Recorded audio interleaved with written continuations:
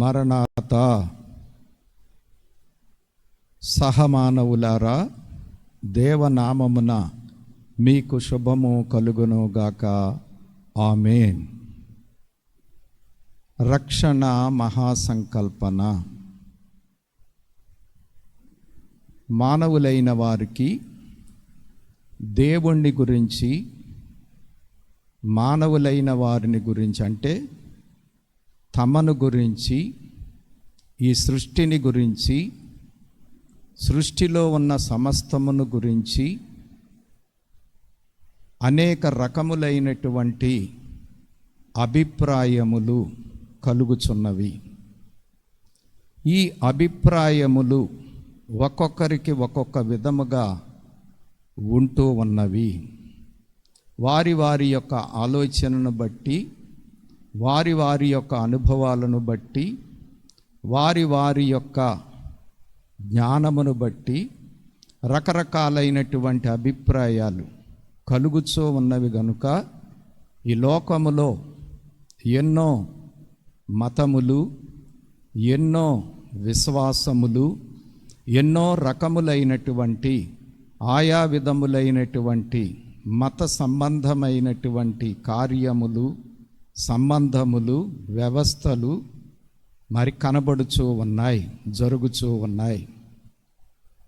దేవుణ్ణి గురించినటువంటి సంగతి మనము తెలుసుకొనుట ఎట్లు? దేవుణ్ణి గురించి మానవులకు అవగాహన కలుగుట ఎట్లు? మానవులకు దేవుణ్ణి గురించి తెలుసుకునేటువంటి వీలు ఎలాగ కలుగగలదు? ఈ యొక్క విషయాలన్నిటికీ దైవజనులు దేవదాసయ్య గారు చెప్పినటువంటి రక్షణ మహాసంకల్పన విరుగుడు అయ్యున్నది. అనగా దేవుణ్ణి గురించి మానవుడు తెలుసుకొనటానికి, తనను గురించి తాను తెలుసుకొనటానికి, సృష్టిని గురించి, సృష్టిలో ఉన్న సమస్తమును గురించి తెలుసుకొనటానికి, అలాగే భూతకాలములో ఏమి జరిగినది, వర్తమాన కాలములో ఏమి జరుగుతున్నది, భవిష్యత్ కాలములో ఏమి జరగబోతూ ఉంది, వీటన్నిటికీ జవాబు ఈ రక్షణ మహాసంకల్పనలో ప్రతి వారికి దొరకగలదు. కనుక ఈ రక్షణ మహాసంకల్పమును గురించి మనం దైవజనులు తెలియజేసిన దానిని బట్టి కొద్దిగా తెలుసుకొనుటకు ప్రయత్నము చేయుదాము. ఈ యొక్క రక్షణ మహాసంకల్పమును పూర్తిగా విని అందులో ఉన్నటువంటి సంగతులను మనము అర్థం చేసుకున్న ఎడల వీటన్నిటికీ జవాబులు దొరకగలవు. కాబట్టి చేస్తున్నటువంటి ఈ చిన్న ప్రయత్నమును వినువారెల్లరూ కూడా శ్రద్ధగా విని ఈ రక్షణ మహాసంకల్పనలోని విషయములను గ్రహించి తమ యొక్క సందేహములకు కొంతవరకైనా జవాబులు కనుగొనగలరని ఆశిస్తూ ఈ రక్షణ మహాసంకల్పన చెప్పటానికి పూనుకొనటము జరుగుచున్నది. వినినవారు దీనిని గురించి అభ్యంతరపడక సావధానముగా వినవలసినదిగా మనవి చేస్తూ, ఇందులో మీ అభిప్రాయములకు నచ్చనటువంటివి ఉంటే ఉండవచ్చును. ఒక్కొక్కప్పుడు సత్యము కూడా నచ్చకపోవచ్చును, మంచి కూడా సబబుగా అనిపించకపోవచ్చును. అయినను సావధానముగా విని గ్రహించగలరని ప్రేమతో మనవి చేస్తూ ఉన్నాను. అలాగుననే ఈ యొక్క రక్షణ మహాసంకల్పన ఎవరిని ఉద్దేశించి కానీ, ఎవరినైనా తక్కువ చేయాలని కానీ కాదు, కానీ సత్యమును బయలుపరచుటకు మాత్రమే. అలాగే తెలిసినటువంటి సంగతిని తెలియజెప్పుటకు మాత్రమే ఈ రక్షణ మహాసంకల్పన చెప్పటము జరుగుచూ ఉన్నది అని గ్రహించవలసిందిగా మనవి చేస్తూ ఉన్నాను. అలాగుననే మీకు నచ్చిన విషయములను స్వీకరించండి, నచ్చని విషయములను స్వీకరించాలని బలవంతము ఇందులో ఏమీ లేదని కూడా సవినయముగా మనవి చేసుకుంటూ ఉన్నాను. దైవజనుని యొక్క బోధలను బట్టి, రాతలను బట్టి తెలిసినంత వరకు చెప్పటము జరుగుతూ ఉంది. మూలము దైవజనుని యొక్క రాతలే అయినను వ్యాఖ్యానించేటప్పుడు ఎక్కడైనా ఏవైనా చిన్న చిన్న పొరపాట్లు భాషను బట్టి కానీ, అలాగే మాట్లాడే విధానమును బట్టి కానీ దొర్లిన ఎడల దయతో, పెద్ద మనస్సుతో దానిని అపార్థము చేసుకొనవద్దని కూడా మనవి చేస్తూ, ఇది విన్న తర్వాత ఎవరైనా ఏవైనా వారి అభిప్రాయములు ఉంటే నిరభ్యంతరముగా తెలియజేయవలసినదని కూడా తెలియజేస్తూ ఈ రక్షణ మహాసంకల్పనను తెలియజేయటము జరుగుతూ ఉంది. చిన్ని ప్రార్థన చేసుకొని ఈ రక్షణ మహాసంకల్పనను ఆరంభించుకుందాం. పరిశుద్ధుడవైన ఓ దేవా, సర్వలోకములను మా కొరకు సృష్టించి మమ్ములను కలుగజేసి, మేము తప్పిపోయినప్పుడు, పాపములో పడిపోయినప్పుడు రక్షించుటకు వాగ్దానము చేసి మమ్మలను రక్షించడానికి నీవే స్వయముగా ఈ లోకములో నరునిగా అవతరించి మా పాపములు, మా యొక్క శిక్షలు నీ మీద వేసుకొని అనుభవించి మాకు లేకుండా చేసి మమ్ములను రక్షించినందులకై వందనములు. ఈ చరిత్రను సర్వలోకమునకు ప్రకటించమని నీ దగ్గర నీ జీవితమును చూచినటువంటి అపస్తులులైన శిష్యులకు ఆజ్ఞాపించి సర్వలోకములో ఈ వార్త ప్రకటించమని, నమ్మిన వారందరికీ రక్షణ అని, మోక్ష భాగ్యమని తెలియజేయమని ఆజ్ఞాపించిన దేవా నీకు వందనములు. దేవదూతలకు కానీ అప్పగించక మానవులకే అప్పగించినందులకు వందనములు.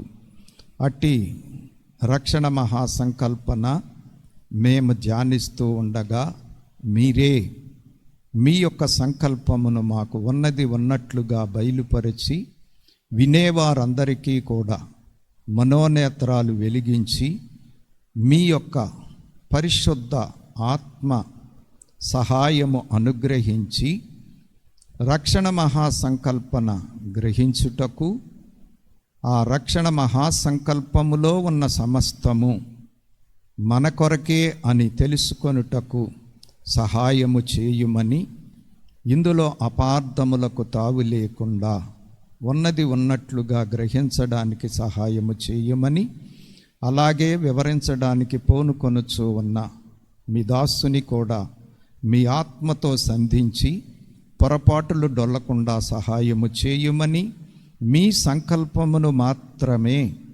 బయలుపరచుమని, మీరే నాయన తోడుగా ఉండి నడిపించుమని, ఈ రక్షణ మహాసంకల్పన చరిత్ర ఆది నుంచి అంత్యము వరకు వివరించడానికి సహాయము చేయమని, మీ జ్ఞానం మాకు, మీ ఆత్మ సహాయము మాకు అనుగ్రహించుమని, సమస్తములో మీరు ఉండుమని మీకే అప్పగించుకుంటూ, నా నామం పేరిట మీరు నన్ను ఏదడిగినా చేస్తానని వాగ్దానము చేసిన రక్షణకర్త అయిన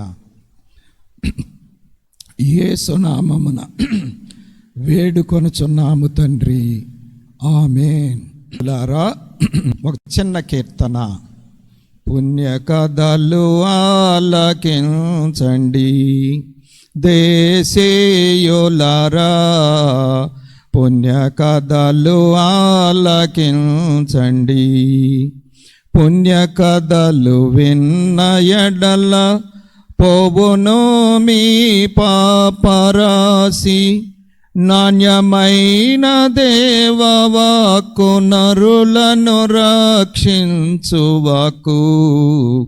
పుణ్య కథలు ఆలకించండి దేశీయులారా, పుణ్య కథలు ఆలకించండి. ఆలకించు చెవులనిచ్చెను దేవాది దేవుడు, ఆలకించు శక్తినిచ్చెను. ఆలకించు తెలివి కలిగి అన్నియు పరీక్ష చేయు. వాళ్ళు తెలిసి దైవ సత్యము బయలుపడును పూర్తిగాను.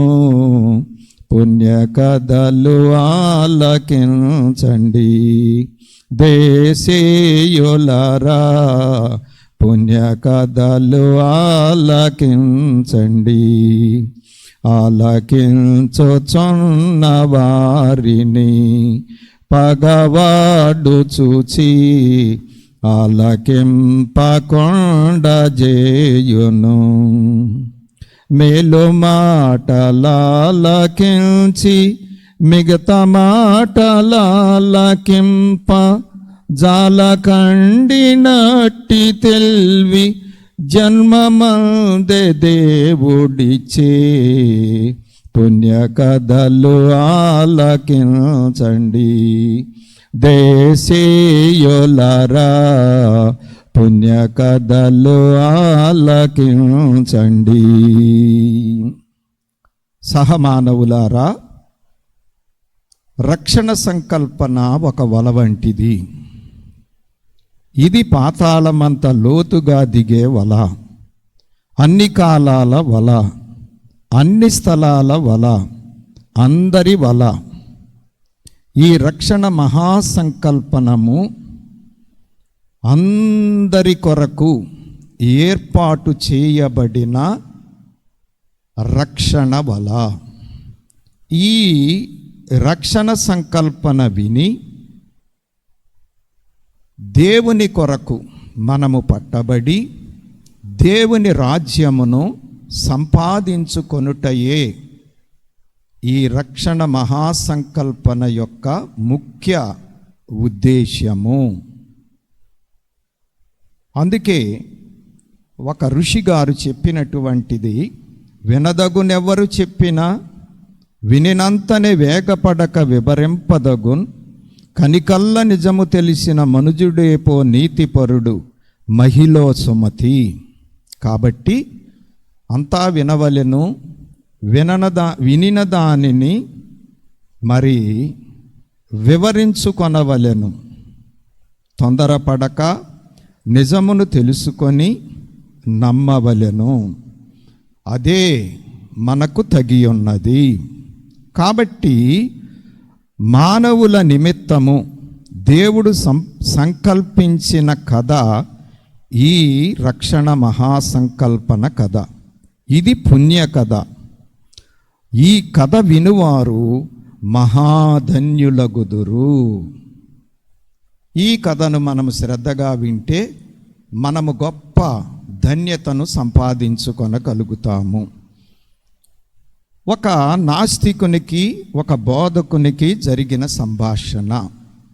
దేవుడు లేడనేటువంటి నాస్తికుడు బోధకునితో, మీరు దేవుడు ఉంటాడు అని అంటారు అని అడిగినప్పుడు, అవును దేవుడు ఉన్నాడు అని బోధకుడు చెప్పినప్పుడు, ఆ నాస్తికుడు అన్నది ఏమిటి అంటే, ఆ దేవుణ్ణి మీరు చూచినారా అని అడిగాడు. అప్పుడు బోధకుడు, దేవుడు ఉన్నాడని చెప్పితే నమ్మని వారు మేము చూచామంటే మాత్రము నమ్మగలరా అని అడిగాడు. రుజువు చేస్తే నమ్మకేమి అని ఆ నాస్తికుడు అన్నాడు. అయితే ఇప్పుడే బోధపరుస్తాను అన్నాడు బోధకుడు. నేను చెప్పినట్లు చెయ్యండి అన్నాడు. నాస్తికుడు ఏం చేయమంటారు అని అడిగారు. మోకరించండి అని చెప్పాడు. దేవుడు లేకుండా నేను ఎందుకు మోకరించాలి అని అన్నాడు. మోకరించకపోతే మీకు దేవుడు ఎలాగ కనపడతాడు? మోకరించినందువల్ల నష్టం లేదు కదా అని అన్నప్పుడు ఆ నాస్తికుడు మోకరించాడు.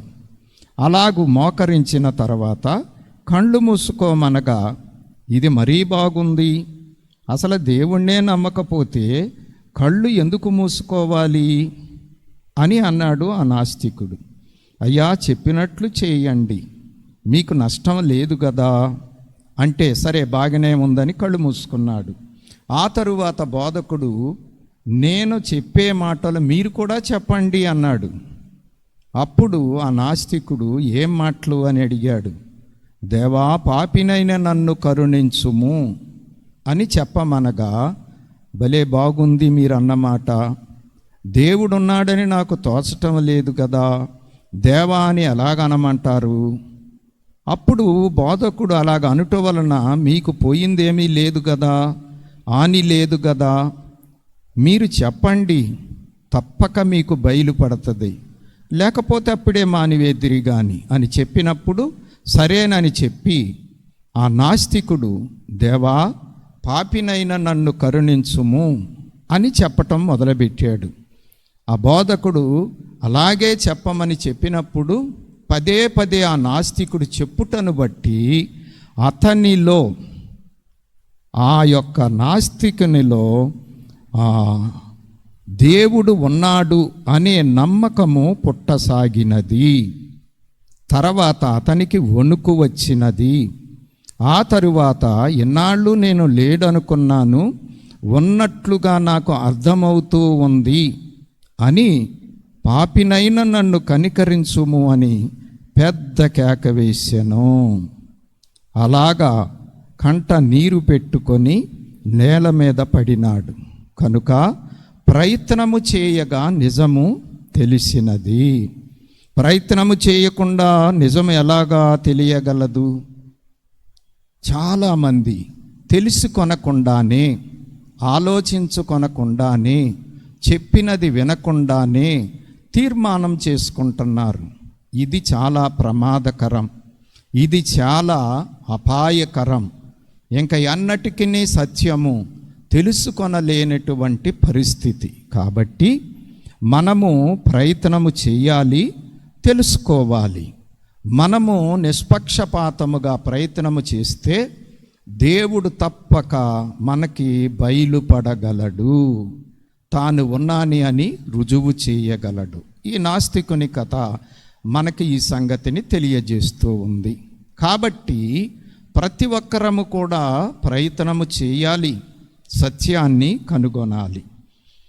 అలాగే చాలామంది యొక్క అభిప్రాయములో దేవుణ్ణి గురించి అనేకమైనటువంటి దురభిప్రాయములు ఉండుట మనం చూస్తూ ఉన్నాం. చాలామంది ఏమంటారు అంటే, ఆయన లక్షణములను గురించి, అంటే ఆయన స్వభావమును గురించి దురభిప్రాయం పడతా ఉంటారు. మానవులకు కలిగేటువంటి ఆయా విధములైనటువంటి దుస్థితులను బట్టి దేవునికి దయలేదని, దేవుడు చూస్తూ ఊరుకుంటున్నాడని, ఎంత ఘోరం జరుగుతుంటే ఆయన ఎందుకు ఊరుకోవాలి అని రకరకాల అభిప్రాయాలు కలుగుతూ మాట్లాడుతూ దేవుని మీద నేరం మోపుతూ ఉంటారు.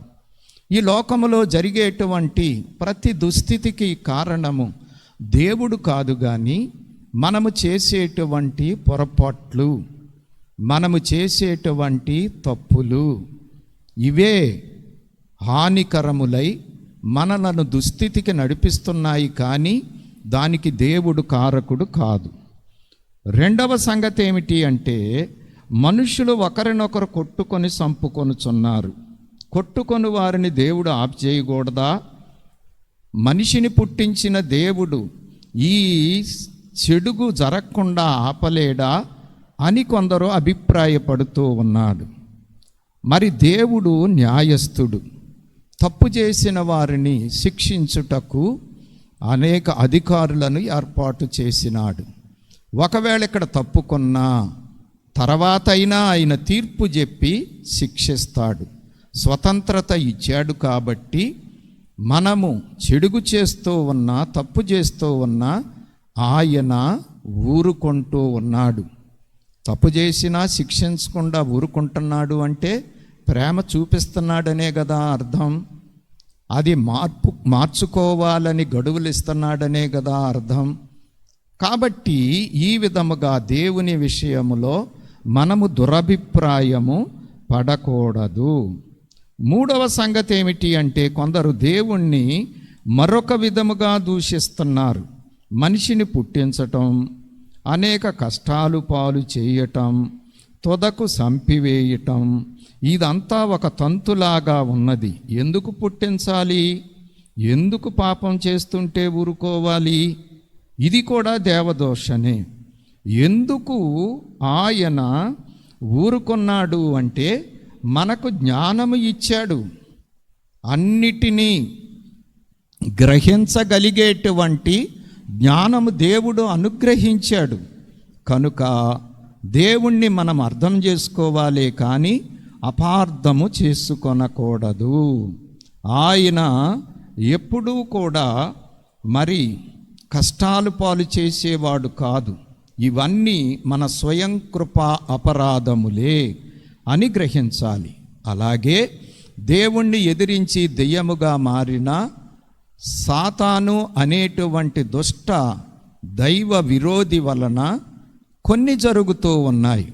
నేరస్తుడు సైతాను కానీ దైవ విరోధి కానీ దేవుడు కాదు అని గ్రహించవలెను. నాలుగవ సంగతి ఏమిటంటే, కొందరు ఏమంటున్నారు అంటే, మరి ఆ దేవదూత సైతానుగా మారినప్పుడు ఆ దుష్టబుద్ధి కలగకుండా దేవుడు చేయకూడదా?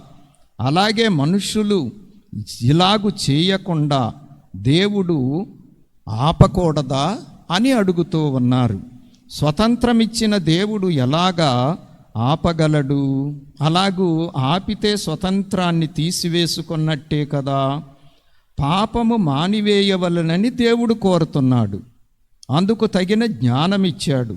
మనిషి సొంత ఇష్ట ప్రకారము దేవుణ్ణి పూజించాలని, తనంతట తానే తప్పని తెలుసుకున్న దానిని మానివేయాలని దేవుడు కోరుకుంటూ ఉన్నాడు. ఇది మనము గ్రహించాలి. ఐదవదిగా మరికొందరు ఏమంటున్నారు అంటే, త్రవ్వనేల పోడ్చనేల దేవుడు మనిషిని ఎందుకు కలగజేయాలి? మనిషిని రక్షించడానికి తానే మనిషిగా ఎందుకు పుట్టాలి? అలాగే ఆయనే శిలోమరాణి మీద ఎందుకు మరణించాలి? ఈ తిప్పలన్నీ ఎందుకు? అసలు మనిషిని పుట్టించకుండా ఉంటే సరిపోవును కదా అని అంటూ ఉన్నారు. ఇది మరీ ఘోరమైన ఆలోచన. దేవుడు జీవము కనుక ఏమీ చేయకుండా ఉండలేడు.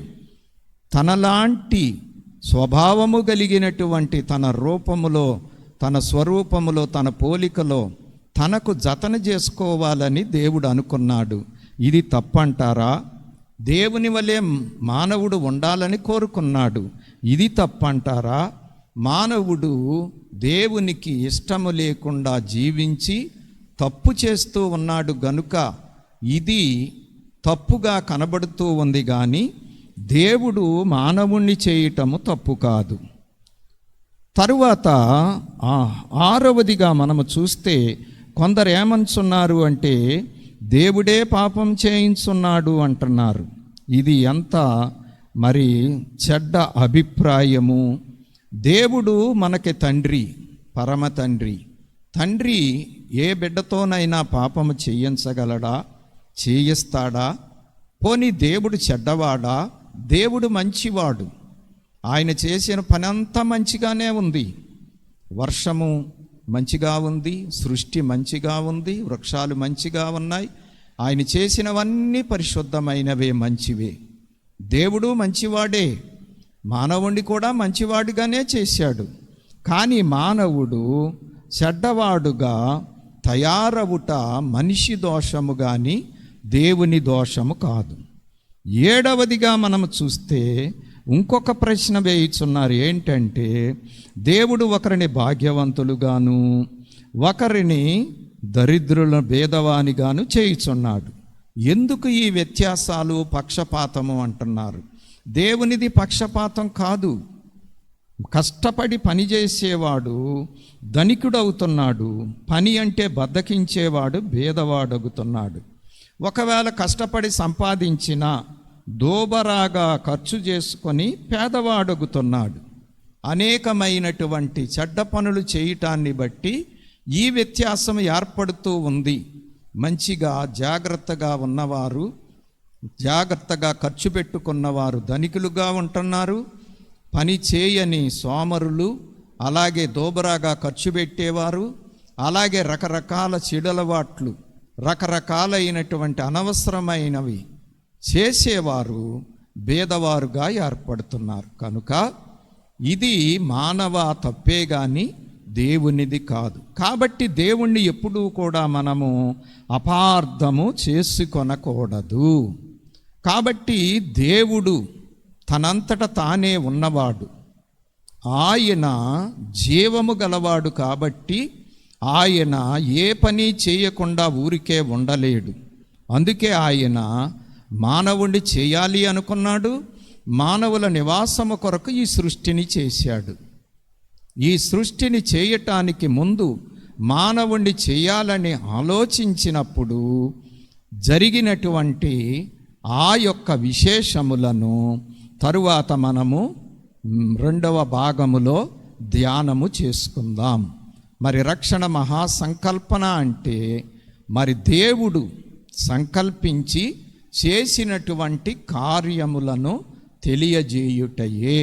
కనుక ఈ యొక్క రక్షణ మహాసంకల్పన శ్రద్ధగా విని సంగతులు తెలుసుకొనవలసినదిగా, మీ సందేహాలకు జవాబులు కనుగొనవలసినదిగా ప్రేమతో మనవి చేస్తూ ఈ మాటలు ముగిస్తున్నాను. మరలా తర్వాతి భాగములో కలుసుకుందాం. దేవుడు మనలను దీవించును గాక. ఆమేన్. మరణాతా.